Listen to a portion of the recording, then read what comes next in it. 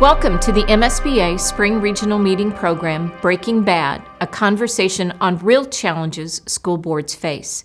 While we had originally planned on being able to allow for a group conversation among all the attendees at the Spring Regional Meeting, we know that that is no longer possible. However, you may be viewing this presentation with other members of your governance team. There are several points in the presentation that you will be asked to pause the video and discuss the content with each other. If you are viewing this presentation individually, we suggest adding to an upcoming agenda a time for your governance team to discuss what you have learned. These slides and accompanying handouts are posted along with the presentation.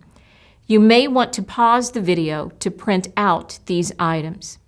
While we may not be able to have a face-to-face conversation, you may be viewing this presentation with other members of your governance team.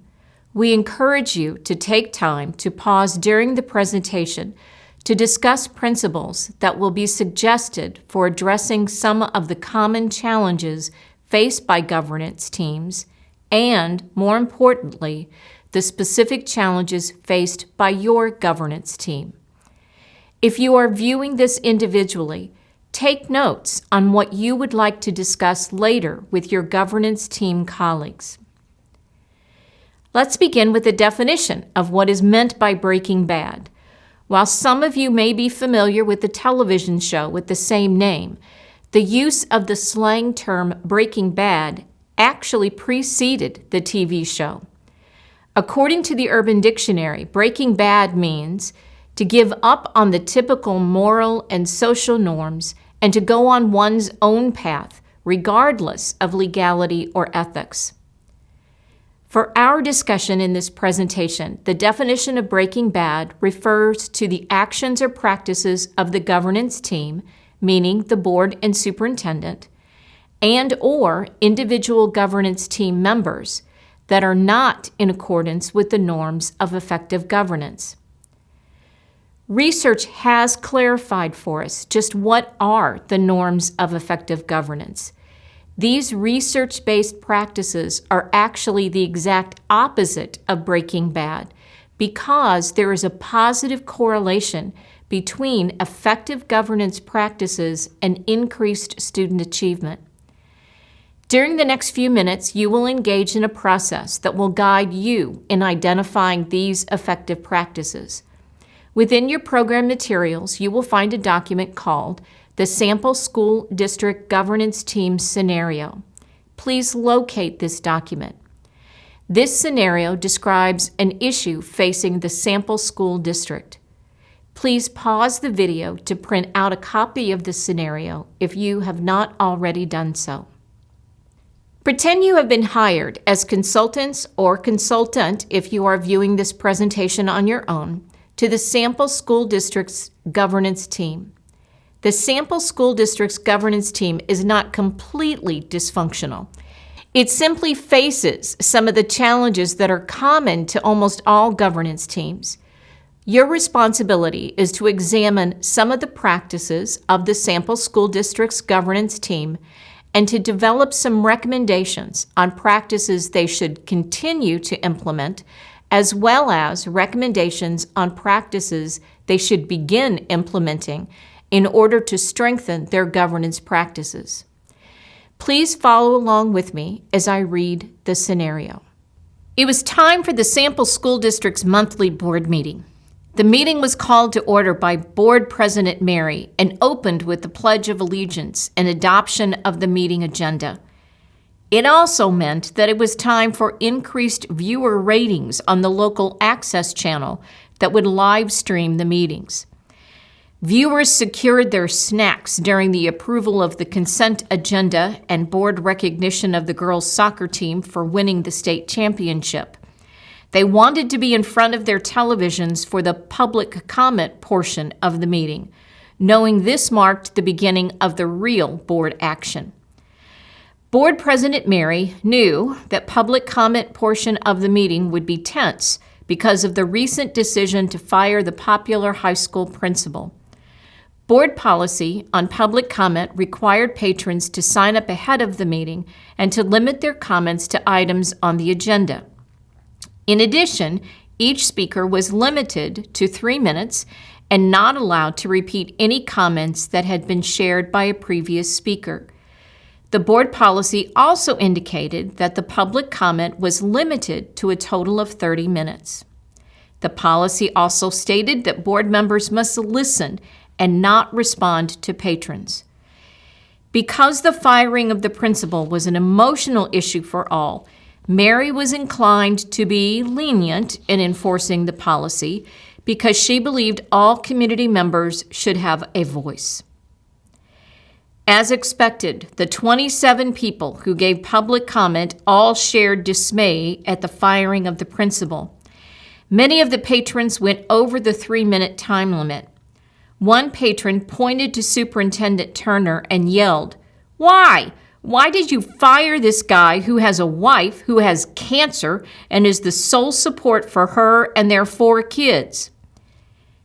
Board member Scott had grown weary and frustrated, and he blurted out, "Sir, I understand you were angry, but this is a personnel matter and we will not share any details." Unfortunately, board member Laura took this outburst as a sign that it was okay for board members to respond, and followed by saying, "I understand why the community is angry about this firing. I am angry too, and I did not vote to fire the principal. I want to state that publicly."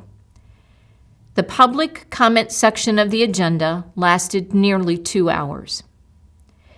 However, viewers were still riveted to their televisions because they knew the next agenda item might also prove entertaining. The decision before the board was to approve an RFP for the installation of artificial turf at the high school football field. Superintendent Turner had provided a series of 3 updates regarding the possible use of artificial turf prior to this meeting. The updates included a detailed cost savings analysis, results from a stakeholder survey, and a comparison of the number of injuries between similarly sized districts with and without artificial turf. Her recommendation to the board was to allow for the posting of the RFP. Board member Laura was the first to speak during discussion, and viewers at home pulled out their tally sheets. At last month's board meeting, during the discussion to approve the purchase of new math curriculum materials, Laura had spoken 18 times during the hour-long discussion. Since Laura's husband was a retired NFL player, viewers knew she would have lots to say. The discussion on the posting of the RFP went as viewers expected. Laura spoke 12 times during the 30-minute discussion. Board member Allison, who was a retired English teacher from the district, interjected, "I have heard from some of the teachers who don't think that we should be spending this much money on football when they are having to buy supplies for their students out of their own pockets. And the teacher said that they don't understand why kids with bad grades are still allowed to play football and other sports. We have to remember that our priority needs to be educating our students and making sure they graduate." Board member Scott retorted, "Yeah, but some of our kids only come to school so they can play sports. My general feeling is you have a bottom % of kids no matter what you do. Other schools don't have the challenges we face. If we had the kids from the families whose parents are actually involved and actually showed up at parent-teacher conferences, it might be different." The motion passed 5-1, with board member Kate casting the no vote. Kate often voted no because she believed it was a sign of poor board governance if every vote was 7-0. Board member Allison abstained because she was facing re-election and did not want to upset any of her possible voters. The final agenda item was a report from Assistant Superintendent Smith, who gave the program evaluation report on the impact of the AVID program that had been in place for the past 3 years at the high school. The program evaluation report provided an overview of the goals of the AVID program and data on the improvement of student achievement for all of the students participating. Board members had been given a copy of the program evaluation report prior to the board meeting, and 2 board members had sent in questions to the superintendent. Dr. Smith had made sure to include the requested information in her presentation. Dr. Smith was a bit frustrated because most of the board members were looking down at their cell phones. At the end of her presentation, Dr. Smith said she was open for questions. None were asked. Board President Mary asked for a motion to adjourn the open session, which was quickly given and seconded. The board then voted to move into closed session for the superintendent evaluation. Board member Ray was ready to bring up an issue regarding a 5th grade teacher that he had previously shared with Dr. Turner, and she just seemed to ignore. Superintendent Turner was not invited to attend the closed session. While most viewers at home had already turned their televisions off prior to Dr. Smith's presentation, the local media had remained at the meeting. Almost as seeming to plan ahead of time to divide and conquer, the media descended on the board members. One reporter made a beeline to Board President Mary. Another cornered board member Laura, who had voted against firing the principal, and one got to board member Allison as she was quickly packing up her computer. Now is the time to identify the practices the governance team should continue and the practices that the governance team should begin implementing. Whether you are watching this presentation individually or as part of a group, please take notes on the governance practices the sample school district governance team should continue and those that they should begin implementing. Please take the time to pause this video and discuss the questions or take notes. The rest of the presentation will be of greater value to you if you take the time to do this important step. Now that you have had the time to discuss with each other or to take individual notes, take a minute or 2 to review them. Did you identify practices that could be classified into any of these possible categories? Identifying and monitoring a vision and mission for the district and district priorities for achievement and operations. Acting in an ethical and legal manner, having and using current board policies, ensuring accountability for the achievement of the district vision, mission, and priorities, adhering to the roles and responsibilities of board members, maintaining respectful relationships with each other and all stakeholders, and holding effective meetings. If you are meeting with others, please take the time to share your notes with each other on the practices that should be continued or implemented. Listen to each other and identify the commonly shared ideas. Finally, as a group, identify at least 3 to 5 governance practices for the sample school district governance team to continue and/or begin implementing. Please pause the video and discuss with each other. Research does exist on the impact of school boards on student performance. 2 more recent studies published in 2014 and 2015 come from the Fordham Institute and from 2 researchers from Southern Mississippi and Northern Arizona State. These 2 more recent studies support the foundational research on school boards done by the Center for Public Education in 2011 and the Lighthouse Studies. All 4 of these research studies have identified the same effective governance practices. During the next section of this video, we will briefly review the research-based practices. One of the documents provided with this presentation is a handout of a summary of the research-based effective governance practices. You may want to reference it as we continue with this presentation.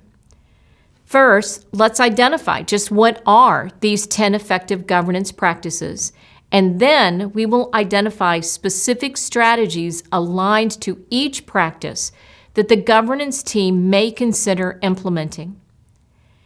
The effective governance teams that implement these 10 practices have seen a positive correlation to increased student achievement.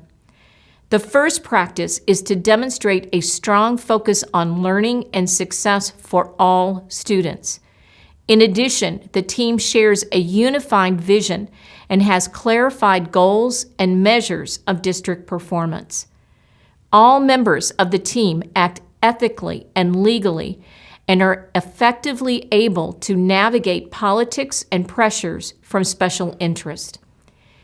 The team is policy-focused and maintains and uses policies that are current. The governance team ensures accountability and continually monitors district progress and are knowledgeable in using data in making decisions. Effective governance teams operate according to clearly defined roles and responsibilities and understand the importance of delegating to the superintendent and implementing an effective superintendent evaluation process. The team maintains collaborative and respectful relationships with each other, and they demonstrate transparency and engagement with all stakeholders. Finally, the team understands the importance of their own continued professional development.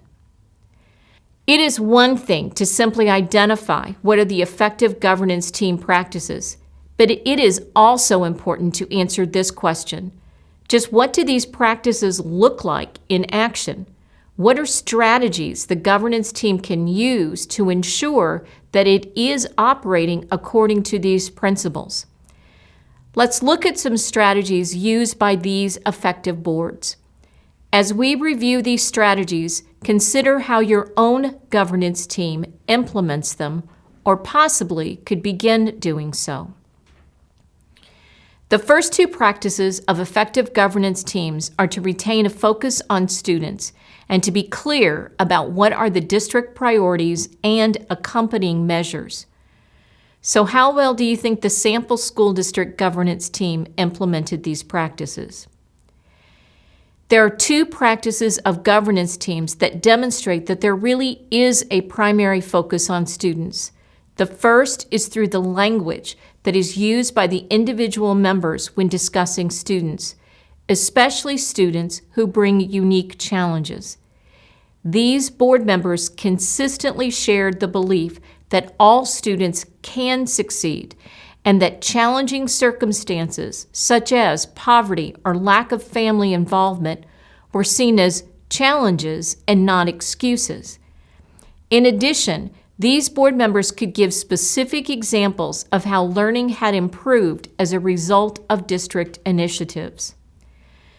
While the sample school district governance team member Allison noted that the district's priority needed to be educating their students, note that board member Scott used some of these excuses for low student performance. And another reflection of a focus on students was the board agenda. High-performing districts had boards where more time was spent on student achievement and policy rather than on administrative details. So here is your homework. First, conduct a short self-reflection on your internal and external conversations regarding students.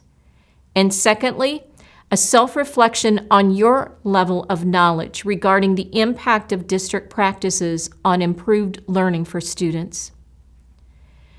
These research studies have shown that the actions of the board that are most critical to improving student performance is first, accurate knowledge of current levels of student performance, and secondly, continually monitoring student performance and progress. So how about a third homework assignment? Conduct an analysis of your board agendas for the past 6 to 12 months.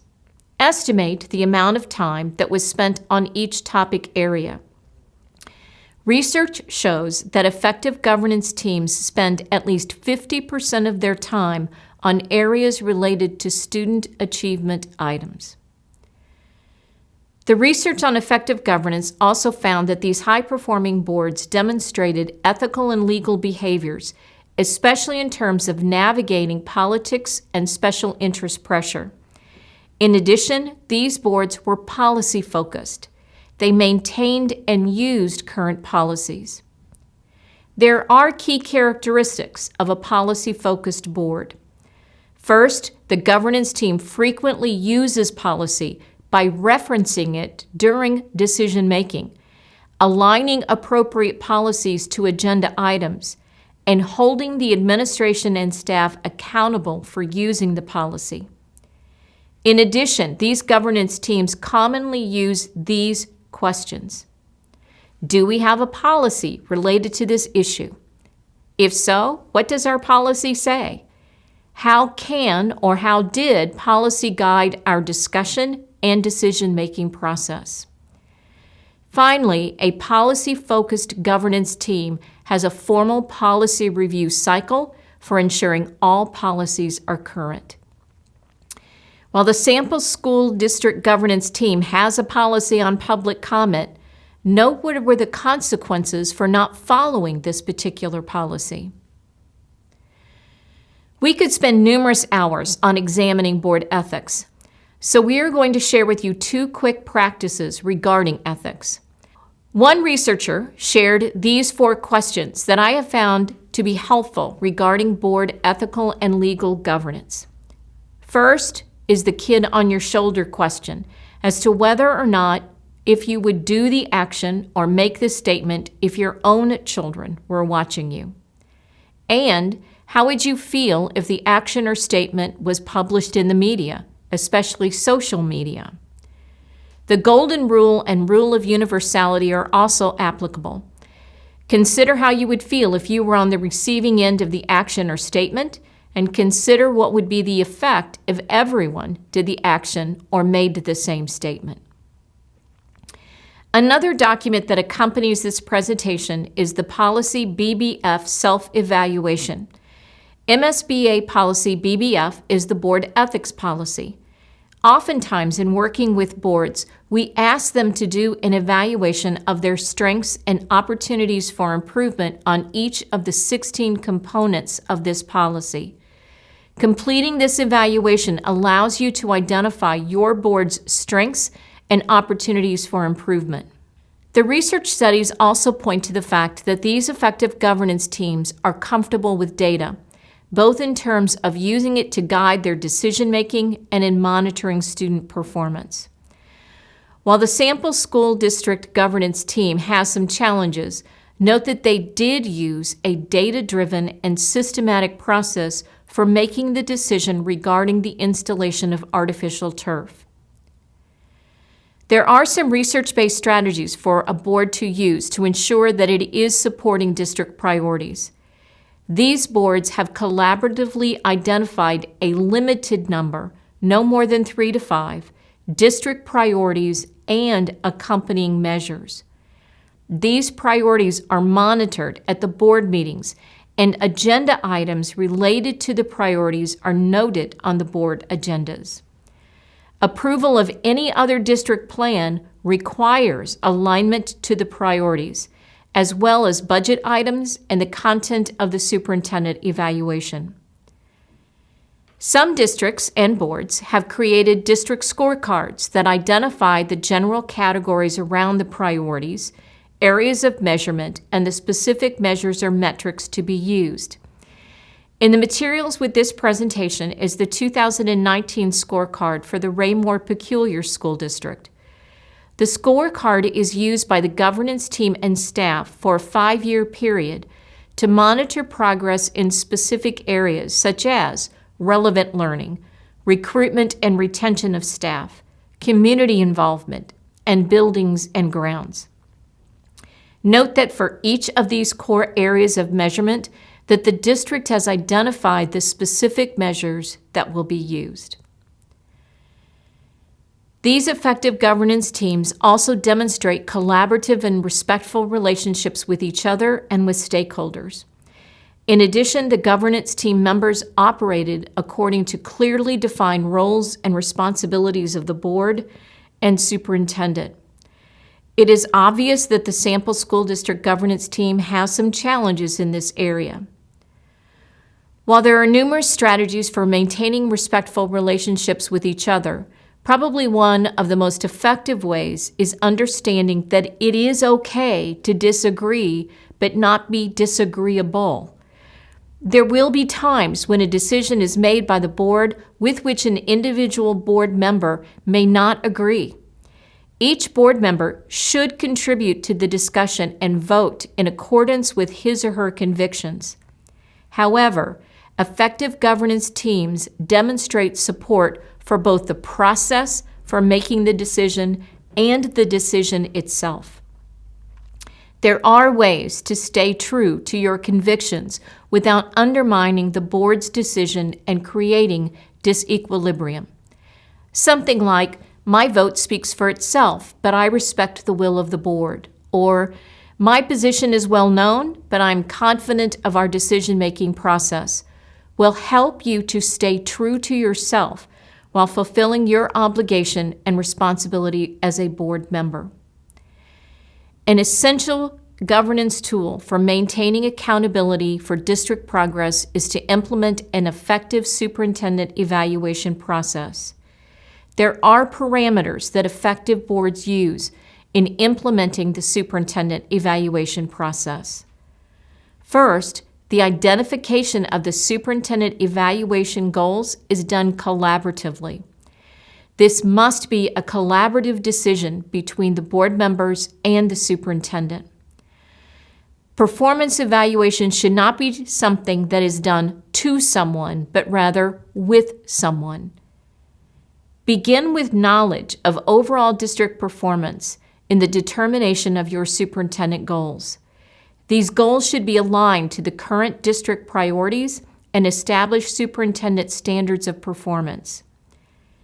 Next, the performance goals should be limited to 3 or 4 and be areas where the superintendent needs to continually grow. The law of diminishing returns tells us that the likelihood of accomplishing more than 3 or 4 goals is really pretty much 0. By contract and policy, the superintendent is still responsible for everything related to district operations. This is just identifying that for this specific period of time, the superintendent is focusing on these collaboratively identified goals. Just as it is important to collaboratively identify the superintendent goals, it is also important to identify the measures and evidence that will be used to monitor and determine growth. It is advised that the superintendent develop a written growth plan that is shared with the board. This growth plan should be referenced during the periodic, year-round discussion of the superintendent goals. Finally, it is critical that all board members are engaged in the evaluation process. This visual created by Desi provides an overview of the evaluation process. Effective governance teams also demonstrate transparency and engagement with all stakeholders. In addition, they are committed to continual improvement of their own governance practices. One critical element of board professional development that the sample school board governance team missed is providing a thorough onboarding process for new board members. New board members who participate in both state and local board training reduce the amount of time to coming up to speed from 12 months to about 3 to 6 months. MSBA has created a guide called New Board Member Year at a Glance, which is included with this presentation as a guide for helping you to provide this critical professional development for your new board members. Finally, MSBA is providing you another opportunity to identify effective governance practices and to earn an additional continuing education credit. Just as Star Wars had a prequel, so does the Sample School District Governing Board. You may earn an additional hour of credit if your board will set aside at least 60 minutes to examine the additional scenario found in your program called Sample School District Governing Board, the prequel, and to send in a collective written response to the reflection questions posed on the verification form. The deadline is July 30th, 2020. All of the materials needed for this activity are included with this presentation. We want to thank you for attending this online version of the Spring Regional Meeting presentation of Breaking Bad. While we would have rather been with you in person, the current situation has not allowed us to do so. Please know that MSBA continues to support you. Please feel free to contact us at MSBA, and we will do our best to provide resources and address any of your questions or your concerns.